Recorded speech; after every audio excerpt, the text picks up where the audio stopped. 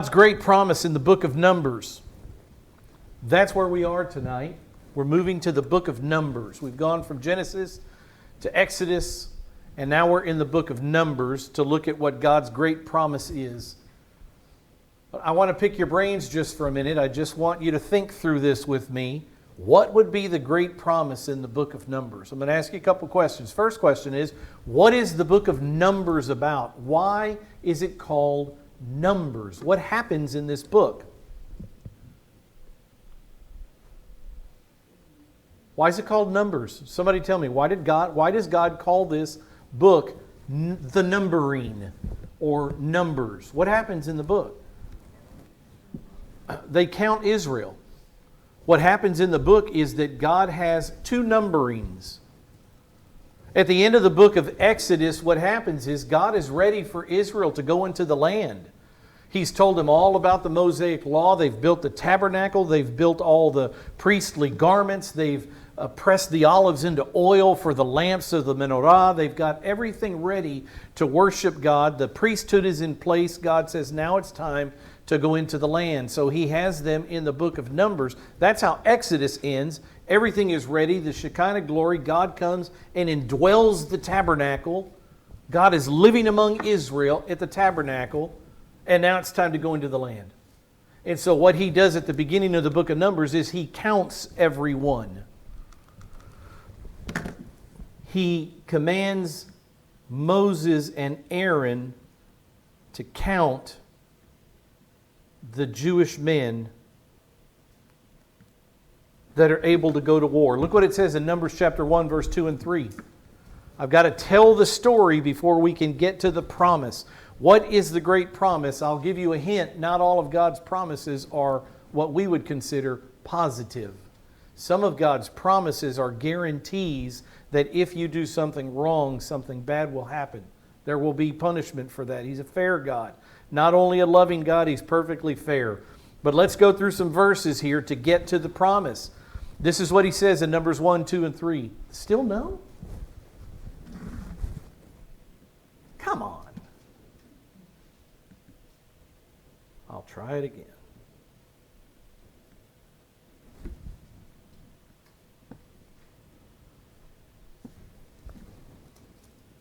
Mama told me there'd be days like this.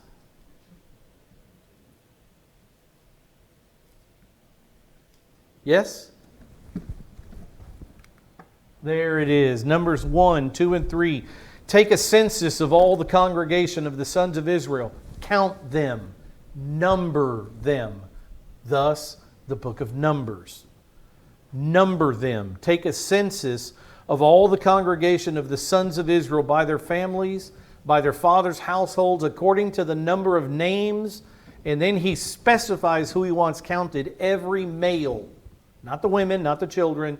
Every male, head by head. And now He specifies which males. Those from 20 years old and upward. And then he specifies why that age group. Whoever is able to go out to war in Israel. So Israel is ready. God is ready for Israel to go into the promised land. And when they go into that land of Canaan, there are people to fight and people to destroy the 7 nations of Canaan. He wants Israel to know how big their military force is. So He says in the beginning of the book of Numbers, count the army. Count the men able to fight for Israel. Whoever's able to go out to war in Israel, you and Aaron shall number them by their armies.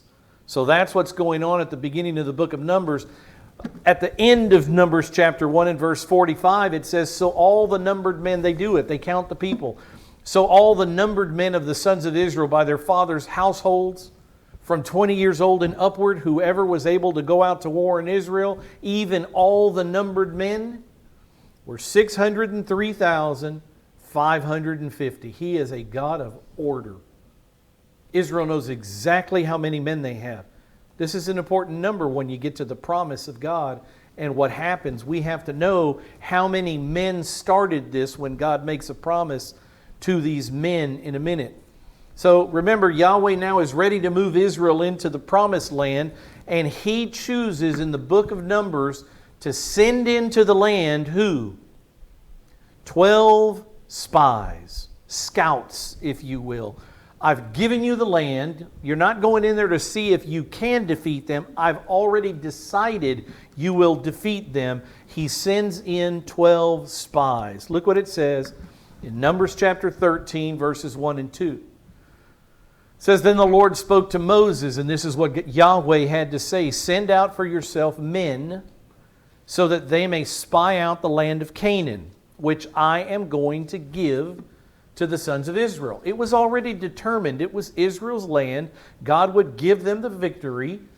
I think as a means of encouragement, He sent out 12 men so that they could come back and tell Israel, we have got to get across the river Jordan. That land truly is a land flowing with milk and honey. None of them had ever seen it. They've been slaves in Egypt for the last 85 years. Israel's been in Egypt for a total of 430 years. They've never seen this land. So God says, go in. I'm going to encourage you. I'm going to show you that it is what it is. He says, you shall send a man from each of their father's tribes, every one a leader among them. There are 12 sons of Jacob, 12 tribes of Israel.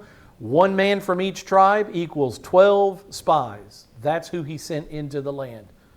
Moses chose 12 men to go into the land. So they do. And when they return from the land in Numbers 13:25, it says when they returned from spying out the land at the end of 40 days, 40 days shows up a lot in the Bible, 40 days. Moses was on Mount Sinai 40 days. Elijah went with the one meal that God prepared for him 40 days. 40 days shows up a lot. Noah reigned for 40 days. But here we have it again, when they returned. So they've gone out into the land, they've come back. We're trying to figure out what is this great promise that God will make in the book of Numbers. We're leading up to it. When they returned from spying out the land at the end of 40 days, they proceeded to come to Moses and Aaron. These are the 12 spies, and to all the congregation of the sons of Israel in the wilderness of Paran at Kadesh. This is where the Jews were, Kadesh. And this is where the spies went in from and came back. And they brought back word to them, to Moses and Aaron and all the congregation of Israel. Look how great the words are. They brought back word to them and to all the congregation, and they showed them the fruit of the land. Remember Eshcol, a word that means cluster. They called that place Eshcol because they brought back a cluster of grapes, and it was so large it took 2 Jewish men to carry this cluster between them on a pole. So they named the place Eshcol. The land was truly the most bountiful land on earth. And the men should have been encouraged. Moses and Aaron should have been encouraged. All the congregation of Israel should have been encouraged by what Yahweh had done for them. Look what it says in the next verse. Thus they told him, and they said, we went into the land where you sent us, and it certainly does flow with milk and honey. The finest land we've ever laid eyes on. And this is its fruit. So they show the Eshcol, the cluster of grapes. Nevertheless, unfortunately with the Jews, there always seems to be a nevertheless. However, but, and here we have it. I shouldn't say with the Jews there always seems to be a nevertheless. I think with humanity there always seems to be a, God said He would do this and this and this, but I didn't want to follow. But here's what the Jews say, the 12 spies, not all 12 of them, but 10 of them for sure. The land flows with milk and honey. Its fruit is as bountiful as anything we've ever seen. Nevertheless, the people who live in the land are strong. So, didn't God just say, I'm sending out spies so you can see the land that I have given you? Doesn't matter who's in the land. But this was their fear. The people who live in the land are strong. The cities are fortified and very large, as if to say, with the implements of war we have, we cannot beat them. Moreover, it says we saw the descendants of Anak there. Anak, the giant. So these are 9.5 feet tall people in one area, in the Hebron area that Caleb would later take. They saw some giants there. And so they come back and they scare the people. And look what happens when this goes on. Caleb steps up. This is why I named my son Caleb. That boy has incredibly big shoes to fill. Because Caleb stepped up and he quieted the people that were fearful before Moses. And this is what Caleb said: we should by all means go up and take possession of it, for we shall surely overcome it. I don't care who lives there, and I don't care how fortified the cities are. If Yahweh makes a promise, Yahweh will keep it. That was the heart of Caleb. If God says it, I'm following right behind him. Don't care where we're going. I'm following my God. The men, it says, but the men who had gone up with him, so Caleb was one of the spies, the men who had gone up with him, we said, we are not able to go up against this people, for they are too strong for us. Now, let me ask another question. The Jewish people, in saying that these people in the land and the cities are too strong for them, who are they really saying is not strong enough to defeat this enemy? Is it themselves they have a problem with and a lack of faith in, or is it God Himself, Yahweh, the one who just said, I have given this land into your hands, go and take it? Who are they blaming for not being strong enough to get the job done? They're blaming the Lord. They're blaming Yahweh. They have no faith in God. They say Yahweh isn't big enough, despite the promise that He made to give us this land. We're afraid to go in there. We don't think He can get it done. And what we're about to see is God responds to their lack of faith. And He makes a promise of His own, another promise. Numbers 14, verse 2 and 3. Continuing in the book, Numbers 14, 2 and 3, all the sons of Israel grumbled against Moses and Aaron, because you've got this fight. You've got 10 spies saying, we are afraid, the people are too big, the cities are too strong, we can't do it following our God. You've got Joshua and his friend Caleb saying, we must do this at once, right now. No hesitation. We have to go into the land behind Yahweh, the living God. So you have this fight going on. All the sons of Israel grumbled against Moses and Aaron, and the whole congregation said to them, who's the congregation believing? Who has been influential? Who has sold their opinion? Is it Joshua and Caleb? We must do this now. God can do this. Or is it the 10 spies who said, we're afraid, they're too big and too strong? What did the Jews say to Moses and Aaron as they're complaining? Would that we had died in the land of Egypt. They would rather have died in Egypt. It says, or would that we had died in this wilderness. And look at who they're blaming here. It becomes very clear in this verse. Why is Yahweh, it's not Moses and Aaron that they're fighting against. Why is Yahweh bringing us into this land to fall by the sword? He isn't strong enough to win these battles. He can't get it done. Despite His promises, we do not have faith that He can do this. Why is then instead, because He promises He can do this, why is this God of ours, Yahweh, why is the God of Abraham, our father, leading us into the land only to see us destroyed there? That's not what Yahweh said He was going to do there. But that's what Israel believes. They are fearful. It's Yahweh they have a problem with. And look what else the Jews say. Remember this, because Yahweh will use these little ones they're afraid are going to get sold into slavery. These are the ones that Yahweh will build up to be the next army of Israel. They say in fear, our wives and our little ones, our children, will become plunder. They'll be sold, they'll be taken as war plunder, as slaves, as concubines, as toys for the men. You're putting our wives in danger, Moses and Aaron, Yahweh, and you're putting our children in danger.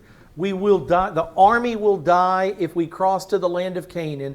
The men will die, and our women and our children will be taken over by these people.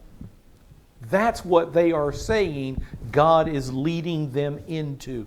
Yahweh, the one true God, the God of Abraham, Isaac, and Jacob, the Jewish God of Israel. They have zero faith in Him that He can keep His promise. Would it not be better for us to return to Egypt? So again, these words are against they are against Yahweh. They're not against Moses and Aaron. They are mad at Yahweh for bringing them this far to a land that they can, and even dangling the carrot of the cluster, the land of milk and honey, this wonderful land, even dangling it in front of them, knowing that you can't have it. They're afraid, and they don't believe God can get this job done. So much so that they say, why can't we go back to our wonderful, joyous lives of slavery in Egypt? How quickly people forget things. Remember what the last days in Egypt were like? When there was a Pharaoh that didn't know the Jews, didn't know Joseph anymore, and the Pharaoh said, you're going to make the same amount of bricks, but I'm not giving you straw anymore. You have to go out and get your own straw. It was horrible in Egypt in the last years. And they have the audacity to say, Yahweh brought us out of Egypt in error, and we would be better off being in Egypt. Instead of at the border of the promised land that God had promised their father Abraham 430 years ago. That's the heart of Israel right here in Numbers chapter 14. When Caleb and Joshua got up to speak again, the Jews wanted to stone them to death. Look what it says just a couple verses later in Numbers 14:10. All the congregation said to stone them with stones. We're fearful Yahweh can't keep His promise. We're fearful of going into the land. We will not go. We are taking the word of the 10 slaves, and those two are the 10 spies, and those 2 spies that say we can take it, we can go into this land, they are giving us bad information. They need to be killed. It's astounding. So the congregation of Israel says to stone them with stones. Now listen to what Israel wants to do with Joshua and Caleb, and listen to what Yahweh will do with Joshua and Caleb. You can't get any more disparate, any more further apart. The congregation wants to kill them with stones. Then the glory of the Lord appeared in the tent of meeting to all the sons of Israel. Things are getting hot. Things are getting violent. I can imagine there were certain Jews that had already reached down and found a stone ready to start stoning. Joshua and Caleb and the presence of the Lord. I love this image that I get in my head of just all of a sudden from nowhere, here He is, it says. Stop right there. You stop right there, you stiff-necked people. You stop right there. God steps into the picture. It's a beautiful picture of 2 men that are about to be killed for standing up for Yahweh. Again, we see, as we saw last time, again, we saw Jesus stand up for Stephen. We saw Jesus, pre-incarnate Jesus, in the flaming, burning fire in Nebuchadnezzar's day in Babylon, standing up with men that would give their lives for the truth. And here again we have 2 men speaking the truth of God, willing to stand up and be stoned by the congregation of Israel. We will not back down. We should wake up in the morning and march into that land. God has given it to us. Yahweh we lead into that land. What is wrong with all you people? And God, when they say, let's kill them, the glory of the Lord appears on the scene. Oh, I love that image. I guarantee you there are times in your life, I guarantee you there have been times in your life when God has sent an angel, your angel, that has braced someone and said, you stop right there. This is a child of God. You will go no further. Not another step toward him. The same way God did with Satan when he was tempting Job, you stop right there. You will go no further. And the glory of the Lord appeared in the tent of meeting to all the sons of Israel. I imagine some of them had stones in their hand. And he said, not today, not these two. I have come to protect. Talk about at the last minute, the last possible moment to protect and defend these two men. Once Israel is built up into a lather and says, let's kill them, only then does God step in. You two kids of mine, you remember that. You remain loyal to the Lord no matter what it costs you. If He wants to step in at the end, He will step in. You don't know what you're going to see in this life of yours, in your lifetime. But you be the three boys in the fire. You be Stephen, and you be Joshua and Caleb. Stand up for the truth. And here we have the great promise from God. Israel has gone too far now. You don't trust me. You say I can't keep my promises. And now you want to send the prophetic ones. You want to kill the prophetic ones, that I have sent. You want to kill my two servants, Joshua and Caleb. Not on your life. As a matter of fact, it will cost you your life. And here's the great promise of the book of Numbers. God speaks this glory of the Lord who's appeared. In Numbers 14:22, He says, surely all the men who have seen my glory and my signs which I performed in Egypt, the 10 plagues, the crossing of the Sea of Reeds on dry land, the manna in the wilderness, the quail, the water from a rock. You've seen everything I've done. I'm telling you this day, I make a vow and a promise. Not one of you will enter into the land. Not all of God's promises are positive. Surely all the men who've seen my glory and my signs which I performed in Egypt and in the wilderness, yet have put me to the test these 10 times and have not listened to my voice, shall by no means see the land that flows with milk and honey. You will not enter. That's the promise. I promised you I'd give you the land. You bit my hand. You won't go into that land. I promise. You will not see the land which I swore to their fathers, nor shall any of those who spurned me see it.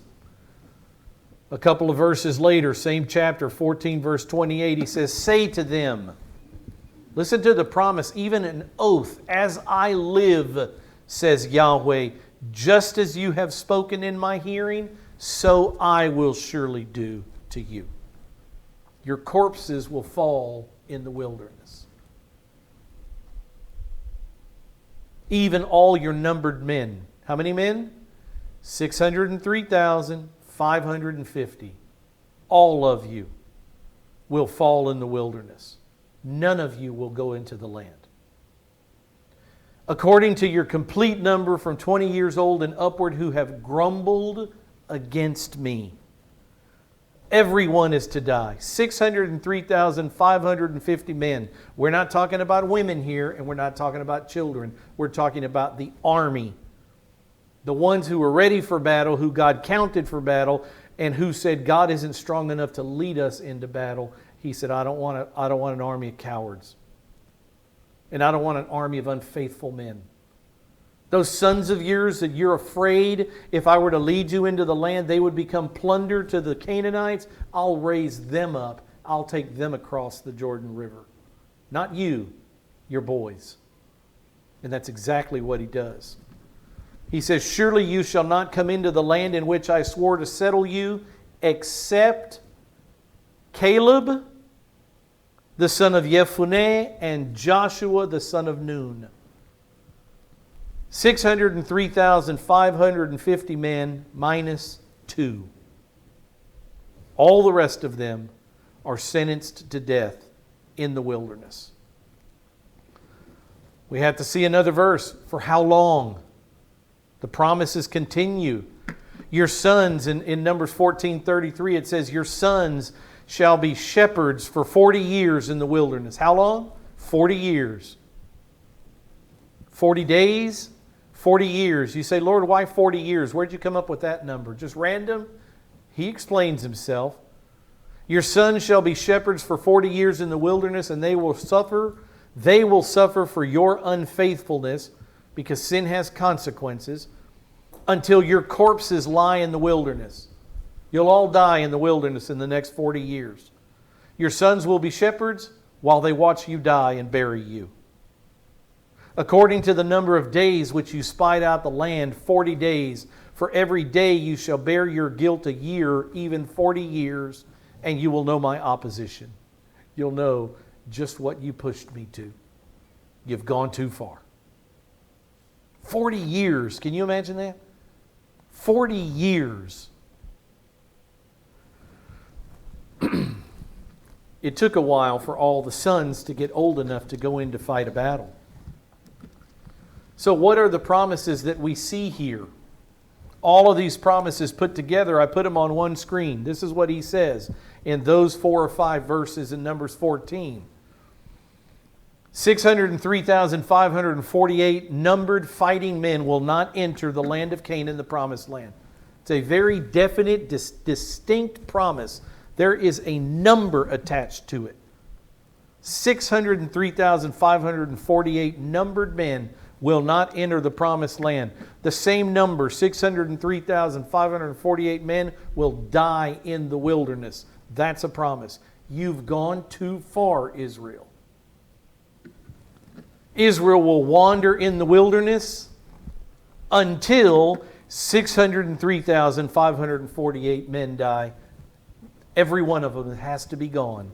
And God says, I'll do it over the next 40 years. The wilderness wandering will last a total of 40 years. We have to go into the Bible and find all the fulfillments. It's going to be very quick.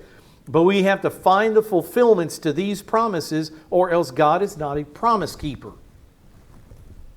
He's making us promises and says, test me. Look at history and see whether I did this or not. And so we look into history and see whether he did it or not. The wilderness wandering, 40 years. Now they've already been in the wilderness for 2 years since leaving Egypt. They don't get to Kadesh, this place where they send in the spies. It takes them 2 years. They're at least 11 months at Mount Sinai, getting the law, building the tabernacle, making all the furniture, all the priestly garb, etc. So they've already been away from Egypt for 2 years. So what happens, or what they have yet to wander, is another 38 years. So they will wander for another 38 years from the date of this promise of God to them. Not one of you will see my land, the land flowing with milk and honey. Except Caleb and Joshua. Caleb and Joshua are the only 2 men of this generation of men who left Egypt, who saw all the plagues, all the Red Sea, all the manna, who did all of those things. All of these men are going to die in the wilderness, except for Caleb and Joshua, because they obeyed the Lord, they had faith in the Lord, and they were ready to die for it. They're the only 2 men of this generation who will enter into the land. So we have to ask the question, can he do it? Can God do everything that he says he'll do here? Will God do everything that he says he'll do here? And we have to read the Bible to see what God does. 38 years pass. Fast forward from the promise, 38 years later, all 40 years have been exhausted. And God speaks to Moses again. In Numbers chapter 26, God is ready to enter into the land of Canaan again, not from Kadesh, but now they've gone all the way around the Dead Sea, and they're on the plains of Moab, opposite the city of Jericho, just to the north end of the Dead Sea. On the east side of the Jordan River, they have to cross the Jordan River, which spills into the Dead Sea. They have to cross the Jordan River before entering the land. That's where we are now in Numbers chapter 26. A lot goes on in those 40 years. Let's see if God kept His promise. It says, then it came about after the plague, that's a different story, that Yahweh spoke to Moses and to Eleazar, the son of Aaron the priest. And this is what He said. Count them again. Take a census. Take a census of all the congregation of the sons of Israel from 20 years old and upward by their father's household, whoever is able to go out to war in Israel. Count them again. 38 years ago I had you count them. How many were there? 603,550. Fearful men who said all their sons would be destroyed by the enemy if we crossed into that land.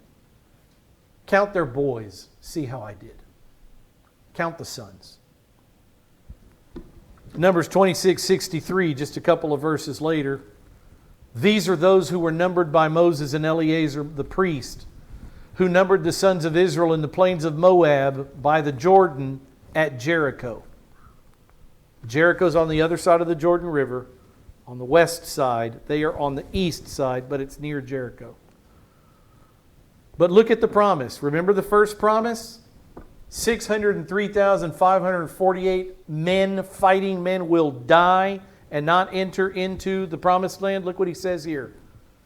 In the numbering, when Moses and Eleazar number the people, who's missing?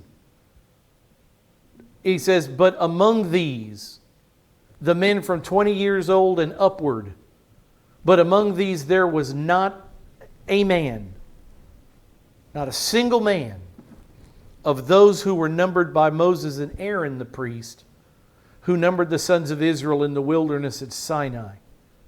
They were all gone. There was not one of them able to be counted. 603,550 men minus 2, Joshua and Caleb. All the rest of them were dead, or else they would have been counted.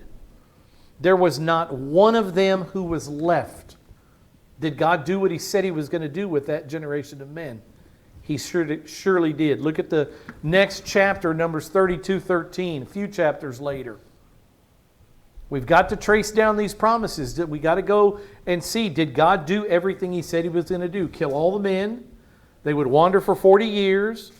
Joshua and Caleb would go into the land. We need to see that these things are true in order to be able to depend on God when He says, believe in the Lord Jesus Christ and be saved. I have to know whether I can depend on this guy. Does he do what He says He's going to do? In Numbers 32:13 it says, so Yahweh's anger burned against Israel, and He made them wander in the wilderness 40 years. This is after the fact. How long did they wander in the wilderness? How long did He say they were going to be? For every day that you spied out the land, 40 days, you will serve 1 year in the wilderness until all these men are dead. And after the fact, after the total of 40 years has gone by, He says God made them wander for 40 years. It's already been done. And then He says, until the entire generation of those who had done evil in the sight of the Lord was destroyed. The first generation, God has done it. Over a 40-year period, according to Numbers chapter 32, verse 13, over a 40-year period, God has destroyed everyone He said He would destroy, just exactly like He said He would. He said He'd destroy them all, and it would take Him 40 years. That's exactly what has occurred. In Joshua chapter 5, verse 6, this is what it says concerning this. So we have already in these two verses, the 603,548 men that God said He would kill, they are dead. Check. Promise fulfilled. Here in this section, God says they'll wander in the wilderness for 40 years. After the fact, we look back from Numbers 32, it says that He made them wander until 40 years were completed. Check. Promise fulfilled. Joshua says concerning this event in Joshua chapter 5, verse 6, for the sons of Israel walked 40 years in the wilderness until all the nation, that is the men of war who came out of Egypt, until every one of them perished And he gives the reason: because they did not listen to the voice of Yahweh, to whom Yahweh had sworn. Because they didn't listen to God's voice, God swore that He would not let them see the land which God had sworn to their fathers to give them, a land flowing with milk and honey. You won't even see it because of the evil that was in their heart.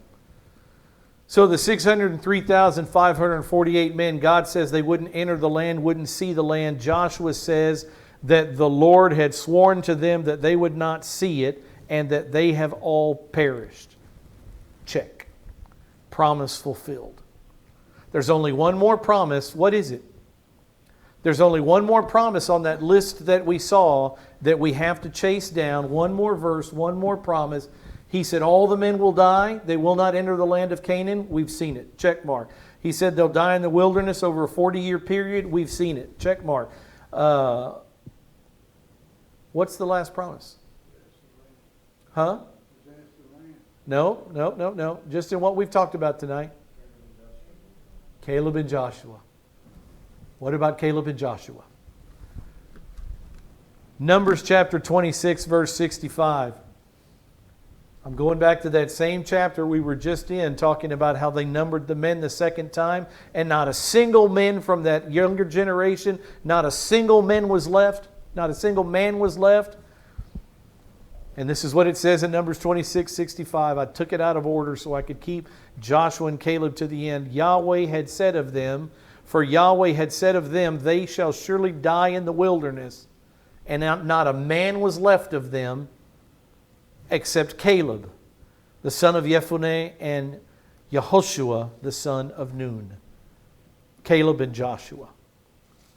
Exactly like he said. I'll kill every one of them to the number. Can you imagine? Now let's think just out of the box for just a minute, and we're going to close. What about Satan? Is he on the scene?